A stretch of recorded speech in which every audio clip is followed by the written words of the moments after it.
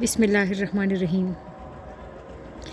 ہجرت کے آغاز سے 10ویں سال تک پیغمبر اسلام نے جزیرۃ العرب کی سرزمین پہ روزانہ 822 مربع کلومیٹر کے حساب سے پیش قدمی کی۔ اسلام کے آغاز میں مسلمان اتنے تہی دست اور بے بذات تھے کہ پہلی 3 جنگوں میں ہر 2 سپاہیوں کے پاس ایک اونٹ ہوتا تھا۔ جنگ بدر میں مسلمانوں کی تعداد 313 تھی اور ان کے لشکر میں صرف 2 گھوڑے شامل تھے، لیکن بعد میں مسلمان اتنے طاقتور اور مالدار ہو گئے کہ جنگ حنین میں ان کے پاس 1000 گھوڑے تھے۔ اس طرح جنگ تبوک میں اسلامی لشکر 10,000 گھوڑے لے کر چلا تھا۔ مسلمانوں نے اپنی پہلی لڑائی صرف 4 افراد کے بلبوتے پر لڑی اور وہ لڑائی نخلا کے مقام پر پیش آئی تھی۔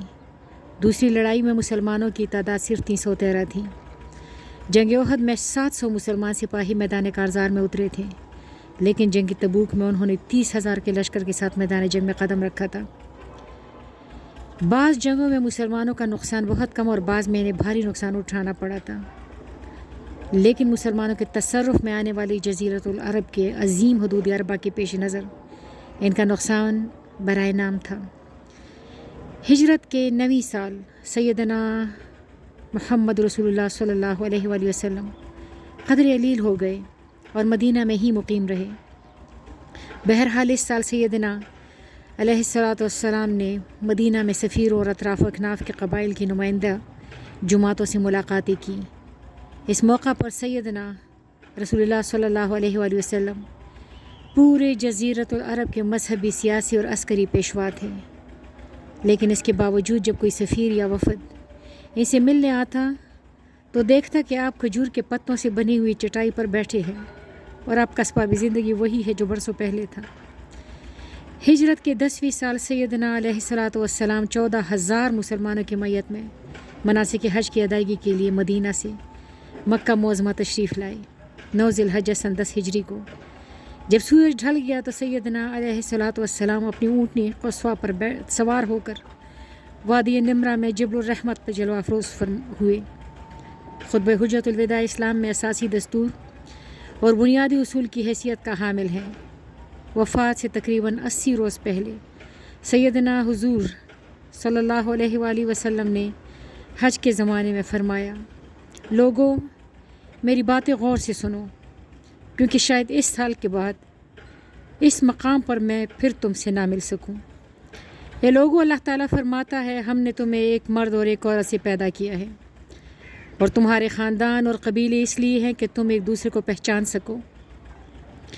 بلا شبہ اللہ کے نزدیک تم میں عزت دار وہ ہے جو سب سے زیادہ متقی ہے۔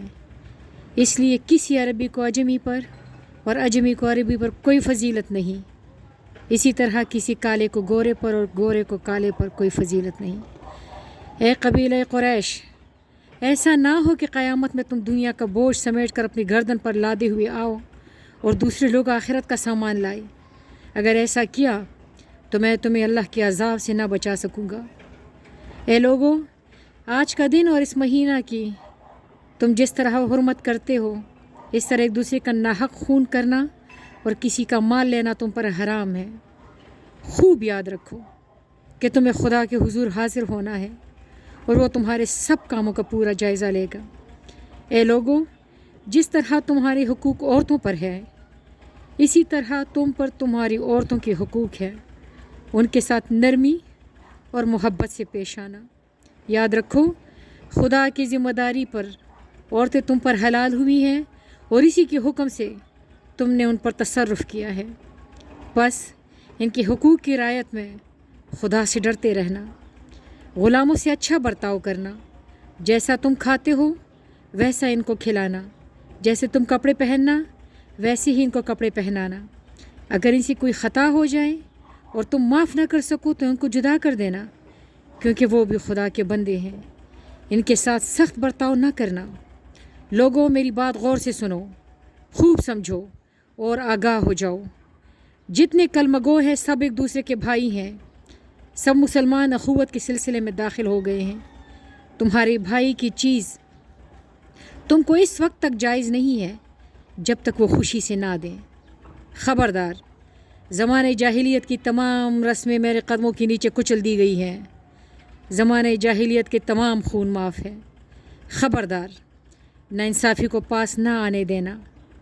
میں نے تم میں سے ایک ایسی چیز چھوڑی ہے کہ اگر تم اس کو مضبوطی سے پکڑے رکھو گے اور اس پر عمل کرو گے تو کبھی گمراہ نہ ہوگے۔ وہ چیز خدا کی کتاب ہے۔ میرے بعد کوئی نبی نہیں اور تمہارے بعد کوئی نئی امت نہیں۔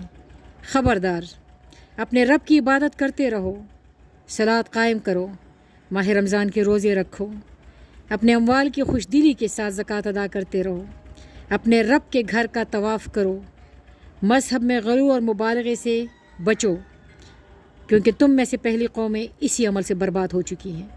خبردار، میرے بعد گمراہ نہ ہو جانا اور ایک دوسرے کو قتل نہ کرنا۔ تمہیں خدا کے سامنے حاضر ہونا پڑے گا۔ اگر کوئی حبشی غلام بھی تمہارا امیر ہو اور تم کو اللہ کی کتاب کے مطابق چلائے تو اس کی اطاعت کرو۔ اے لوگو، عمل میں اخلاص، مسلمان بھائیوں کی خیرخواہی اور جماعت میں اتفاق، یہ باتیں سینہ کو صاف رکھتی ہیں۔ اے لوگو، تم سے میرے متعلق سوال کیا جائے گا تو بتاؤ تم کیا کہو گے؟ لوگوں نے عرض کیا کہ ہم گواہی دیں گے کہ آپ صلی اللہ علیہ وآلہ وسلم نے اللہ کا پیغام ہمیں پہنچا دیا ہے اور اپنا فرض پورا کیا ہے۔ تو آپ صلی اللہ علیہ وآلہ وسلم نے انگشت شہادت کو آسمان کی طرف اٹھایا، پھر لوگوں کی طرف جھکا کر فرمایا، یا اللہ تو گواہ ہے۔ پھر فرمایا، خبردار، جو حاضر ہیں وہ یہ کلام ان لوگوں تک پہنچا دیں جو یہاں نہیں ہیں، خواہ وہ اس وقت موجود ہیں یا آئندہ پیدا ہوں گے، کیونکہ بہت سے وہ لوگ جن کو میرا کلام پہنچے گا خود سننے والوں سے زیادہ اس کی حفاظت کریں گے۔ السلام علیکم۔